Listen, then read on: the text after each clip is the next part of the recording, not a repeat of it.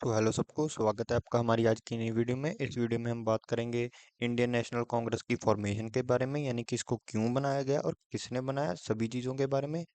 तो चलिए शुरू करते हैं बिना आपका टाइम वेस्ट किए। तो इस जो हमारी इंडियन नेशनल कांग्रेस है, इसकी फॉर्मेशन जो है वो हुई थी 1885 में। पर हम जाएंगे इससे पहले हम जानेंगे कि इसकी जो स्थापना है वो क्यों हुई। तो बात शुरू होती है 1857 यानी कि 1857 की क्रांति से। आपको पता है कि जो 1857 की जो क्रांति हुई थी, इसमें जो है बहुत हमारे देश में अलग अलग जगह पर अलग अलग हिस्सों में कहीं पर आर्मी ने रिवोल्ट किया और कहीं पर कुछ राजाओं ने, कुछ जो अंग्रेजों के अलायंस थे उन्होंने उनके साथ संधि तोड़ी और उनके खिलाफ जो है विद्रोह किया। और ये जो है 1857 का रिवोल्ट, ये जो है ये बहुत बुरी तरह से जो है वो फेल हो गया था। और इसके फेल होने का कारण, बड़ा कारण एक ये था कि जो है इस रिवोल्ट को जो है हमारे देश की जो आम जनता थी, आम लोगों के से जो है वो सपोर्ट नहीं मिला था, और इसके कारण जो है 1857 का जो रिवोल्ट है वो फेल हो गया था। और इसके फॉर्म इसको और जो कांग्रेस थी, जो यानी कि हमारी अभी की कांग्रेस है, इसकी जो स्थापना है, इसकी स्थापना अंग्रेजों ने खुद की थी एक थ्योरी के अंडर, जिस थ्योरी को कहा जाता है सेफ्टी वॉल्व थ्योरी। ये थ्योरी हम बात करते हैं कि अंग्रेजों ने क्यों एक जो है प्लेटफॉर्म हमें दिया। ये प्लेटफॉर्म हमें देने का कारण ये था कि अगर दोबारा से हिंदुस्तानी इकट्ठे हुए और कुछ ऐसे ही तरह का कोई भी जो है रिवॉल्ट हो गया और जो है आम पब्लिक ने जो है उनको सपोर्ट दे दिया, तो ब्रिटिशर्स जो हैं उनको जो है हमारा देश जो है वो छोड़कर जाना पड़ेगा और इंडिया से वो बाहर हो जाएंगे। और इंडिया उनके लिए जो है बहुत ही बड़ा इनकम का सोर्स था, यानी कि हमारे सारे इंडिया के रिसोर्सेज जो है ब्रिटिशर्स उनको एक्सप्लॉइट कर रहे थे और हमें लूट रहे थे, और सब कुछ यहाँ से इंग्लैंड भेज रहे थे। इसलिए जो है उन्होंने जो है क्या किया कि जो है उस समय के जो एक ब्रिटिश ऑफिसर थे, ए ओ यूम, उन्होंने खुद जो है अपने जो ऑफिसर्स थे, हमारे अपने सीनियर्स थे, उनके सामने एक आइडिया रखा कि इससे पहले कि कोई ऐसी क्रांति हो जिसके कारण जो है हमें ये देश छोड़कर भागना पड़े, हम खुद इनको एक जो है ऐसा प्लेटफॉर्म दे देते हैं कि जिससे जो है ये खुद काम करें। और इस चीज़ को ऐसे भी समझा जा सकता है कि आप देखिए, ये एक तरह का जो है पाइप है, इस तरफ से यहाँ पर पानी आ रहा है, पर यहाँ पर पानी को जो है निकलने के लिए कोई रास्ता नहीं दिख रहा। और ये जो है यहीं पर मिक्स हो, यानी कि ये यहीं पर जो है पानी जो है इकट्ठा हो ही जाएगा, और इसकी जो वॉल्स हैं इसके ऊपर जो है प्रेशर बनता रहेगा, और ये जो पानी है ये हिंदुस्तानियों का गुस्सा है। और अगर हम इस बाउंड्री की बात करें, ये बाउंड्री है ब्रिटिश ईस्ट इंडिया कंपनी।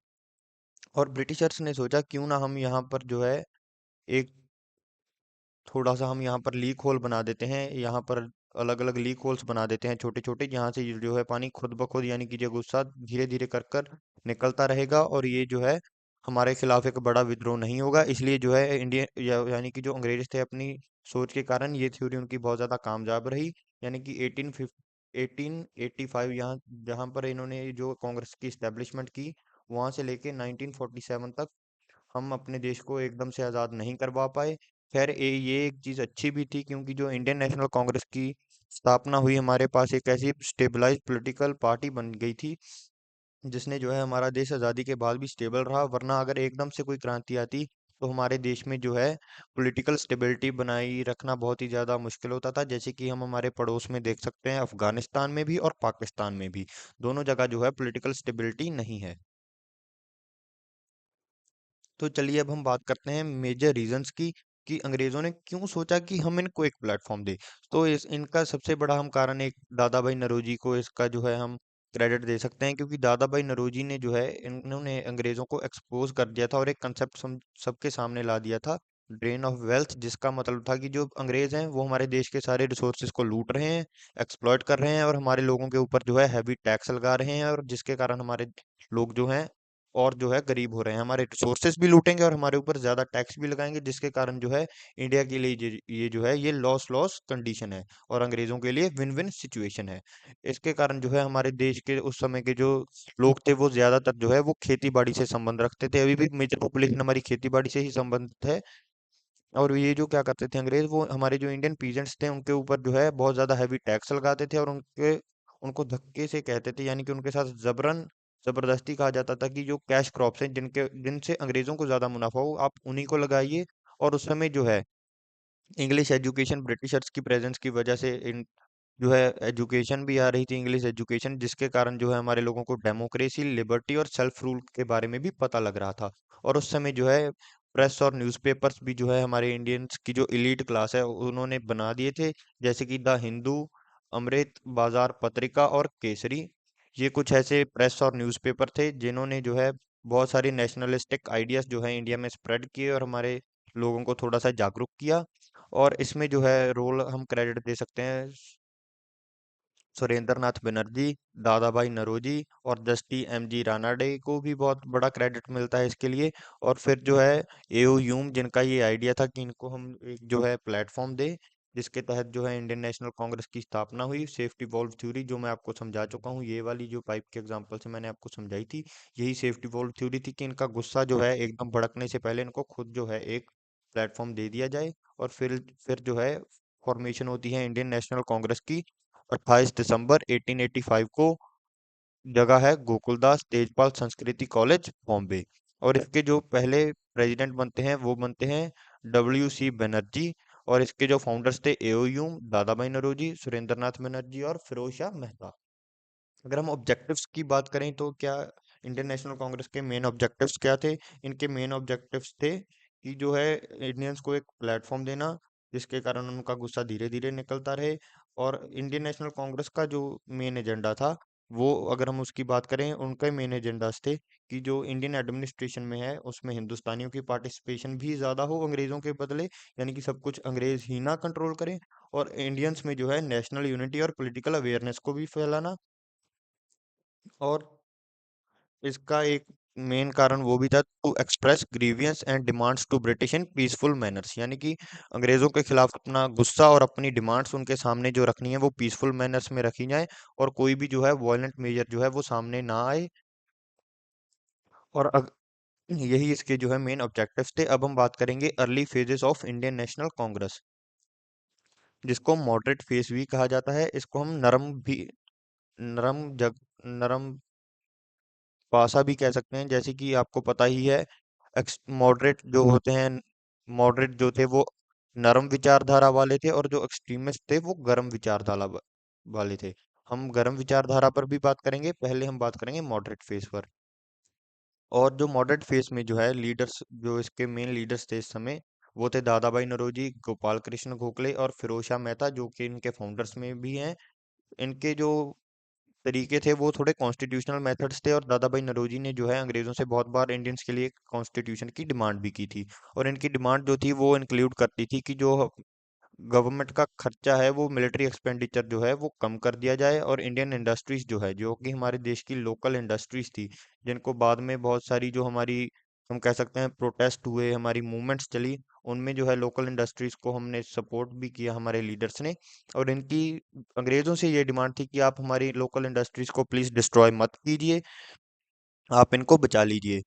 और ये जो चाहते थे, इनकी डिमांड्स में ये भी थी कि जो इंडियंस की रिप्रेजेंटेशन हो गवर्नमेंट में वो भी इंक्रीज की जाए। अगर हम बात करें इनकी मेजर अचीवमेंट्स की, तो अगर इनकी अचीवमेंट जो है, इनकी वो जो अचीवमेंट है इंडियन काउंसिल एक्ट ऑफ 1892, जिसमें जो है इंडियंस की रिप्रेजेंटेशन जो है वो काउंसिल में वो भी बढ़ गई थी। और फिर आता है economic criticism of British rule. इन्होंने जो है ड्रेन ऑफ वेल्थ थ्योरी भी एक दे दी थी, जिसके बारे में मैं आपको ऊपर समझा के आ चुका हूँ।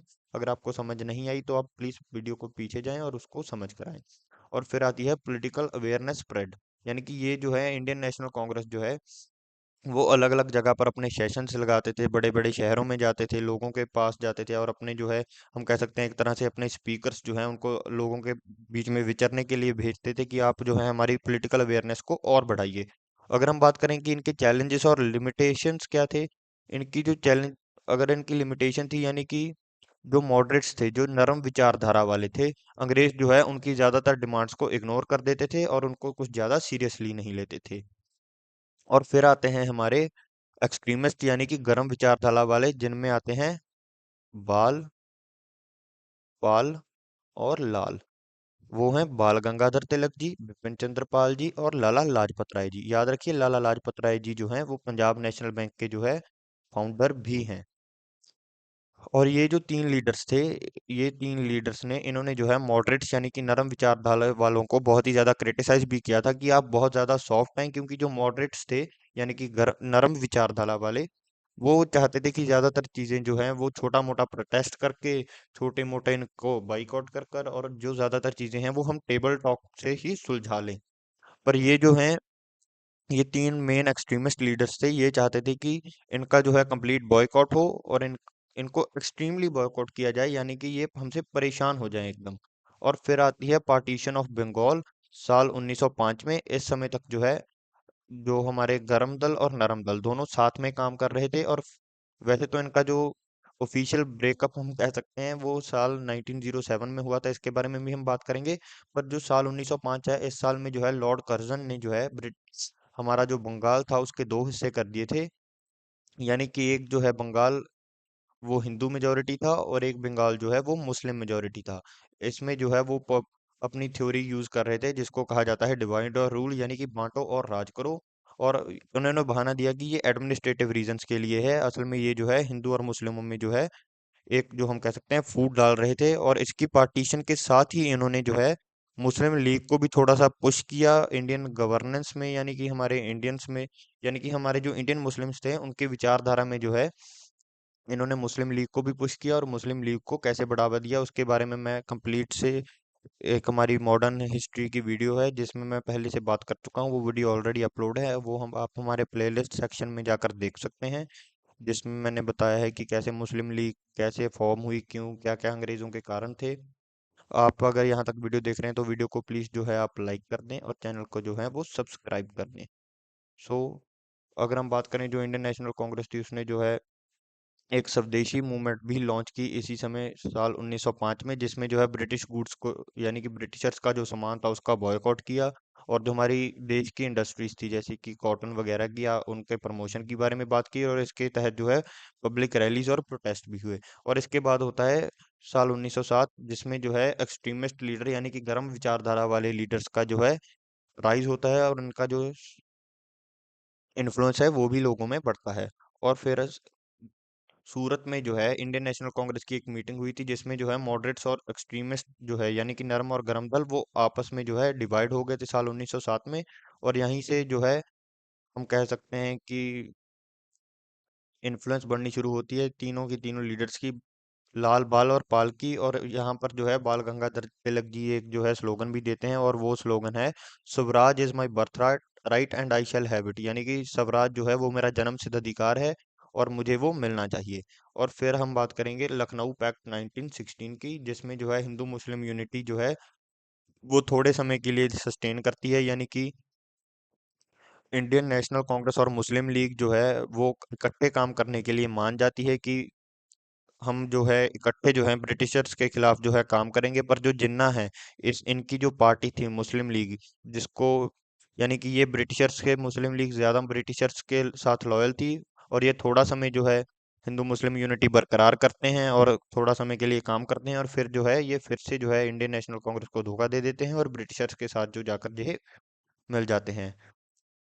और फिर आता है साल 1919, जिसमें होता है जलियांवाला बाग का कत्लेआम, जिसके बारे में आप सभी को पता ही है कि कैसे जो हमारे लोग पीसफुली प्रोटेस्ट कर रहे थे उनको जनरल ओ डायर ने जो है जलियांवाला बाग का एक छोटा सा गेट था, उस गेट के सामने एक तोप लगाई, और उनको जो है जो लोग प्रोटेस्ट कर रहे थे उनके ऊपर जो है आर्मी या सॉरी जो पुलिस वाले से थे उनसे गोलियां चलवाई, और बहुत सारे आम लोगों का कत्लेआम कर दिया गया। और इसी साल 1919 में जो है चेम्सफोर्ड रिफॉर्म्स भी आए थे, जिसमें जो है ब्रिटिश इंट्रोड्यूस कर रहे थे सेल्फ गवर्नेंस। पर ये पूरी ऑटोनॉमी नहीं दे रहे थे, यानी कि जो हमारे लोग हैं वो खुद जो है रूल कर सकते हैं हमारे देश पर हम उनको जो है पूरी ऑटोनॉमी नहीं देंगे। और फिर आता है गांधीयन एरा, और जिस समय होती हैं बहुत सारी मास मूवमेंट्स। वैसे तो अगर हम गांधी जी और वैसे हमारी वीडियो जो है वो इंडियन नेशनल कांग्रेस के बारे में है, अगर हम गांधी जी और इंडियन नेशनल कांग्रेस की बात करें तो गांधी जी जो हैं वो एक बार ही जो हैं, सिर्फ एक बार इंडियन नेशनल कांग्रेस के जो है वो चेयरपर्सन बने हैं। वो फिर गांधी जी ने इंडियन नेशनल कांग्रेस से जो है वो रिजाइन दे दिया था, और वो कभी भी फिर वापस इंडियन नेशनल कांग्रेस के जो है दफ्तर में नहीं गए थे। और गांधी जी तो ये भी चाहते थे कि जब हमारा देश आज़ाद हो गया तो इंडियन नेशनल कांग्रेस जो है उसको ख़त्म कर देना चाहिए, इसलिए मोदी जी ने भी एक स्पीच में कहा था कि गांधी जी का सपना जो है उसको मैं पूरा करूंगा। वैसे तो गांधीयन एरा पर मैंने एक पूरे बहुत ज़्यादा डिटेल में यानी कि गांधी जी की शुरुआत से लेकर अंत तक वीडियो बनाई है। आप उसको भी मॉडर्न हिस्ट्री वाली प्लेलिस्ट में जाकर देख सकते हैं, जिसमें जो चलिए अब हम बात करते हैं, ज़्यादा आउट टॉपिक नहीं जाऊंगा, नॉन कॉपरेशन मूवमेंट की, जिसको गांधी जी ने लॉन्च किया था, क्योंकि जो हमारा जलियांवाला बाग में जो कत्लेआम हुआ था उसके खिलाफ, और खिलाफत मूवमेंट यानी कि जो ऑटोमन के खलीफा थे। खलीफा ऐसे होते हैं जो मुस्लिम धर्म में बहुत ज़्यादा इन्फ्लुएंशियल रिलीजियस फिगर होते हैं, जैसे कि क्रिश्चियंस में पोप होता है, उसी मुस्लिम्स में खलीफा होता है। उनको जो सपोर्ट करने के लिए इंडिया में जो है खिलाफत मूवमेंट भी शुरू हुई थी। और इसी मूवमेंट के दौरान जो है हमारी जो एक भीड़ है जो चौरी चौरा में प्रोटेस्ट कर रही थी, एक जो है वो बहुत ही ज्यादा वायलेंट हो जाती है और एक पुलिस स्टेशन को आग लगा देती है, जिसके कारण जो है उस पुलिस स्टेशन में है जो कुछ 20-21 जो है पुलिस वाले वो मर जाते हैं, जिनमें अधिकतर जो है हमारे हिंदुस्तानी थे यानी कि इंडियंस थे। जिसके कारण जो है गांधी जी ये नॉन कॉरपोरेशन मूवमेंट को सस्पेंड कर देते हैं। और फिर उसके बाद शुरू होती है सिविल डिसोबीडियंस मूवमेंट।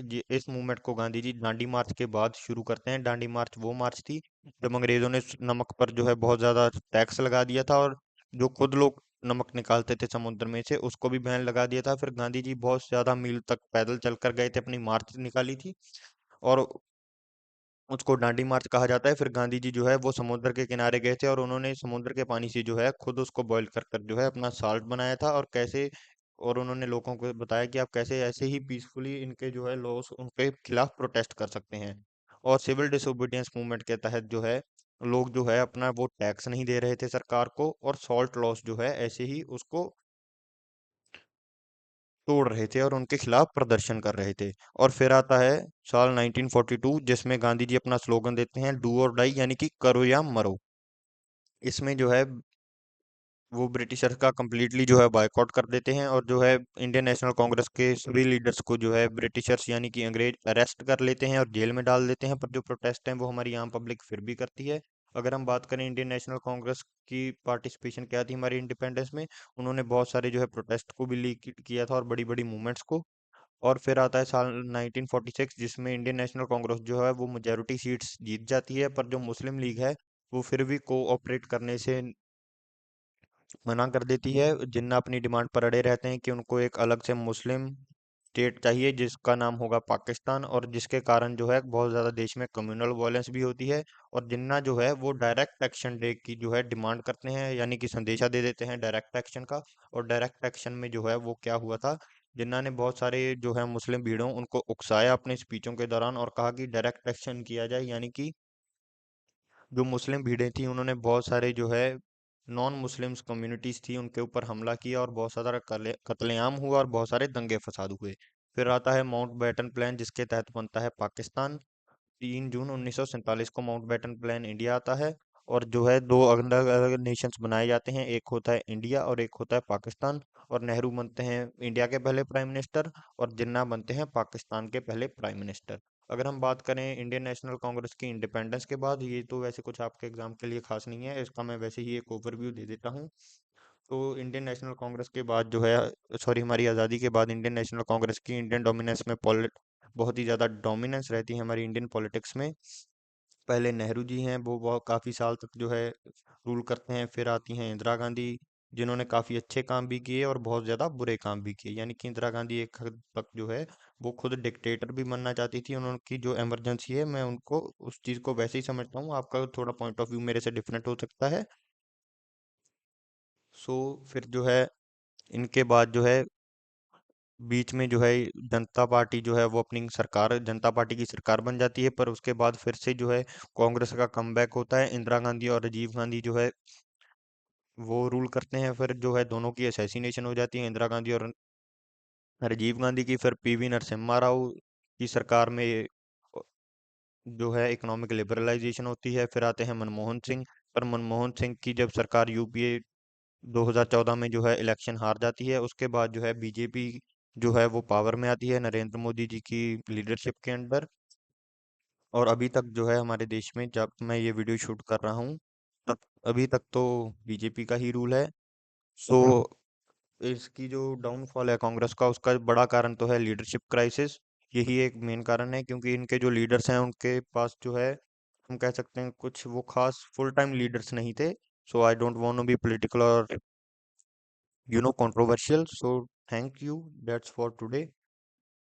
अगर आप वीडियो को यहाँ तक देख रहे हैं तो प्लीज़ हमारे चैनल को सब्सक्राइब करें और वीडियो को लाइक करें, और हमारे चैनल को अपने साथी जो एस्पिरेंट्स हैं उनके साथ शेयर ज़रूर करें, और जो है नोट्स ज़रूर बनाएं। नोट्स आपके लिए बहुत ज़्यादा इंपॉर्टेंट है, आपके एग्जाम की रिवीजन में बहुत ज़्यादा काम भी आएंगे। Thank you.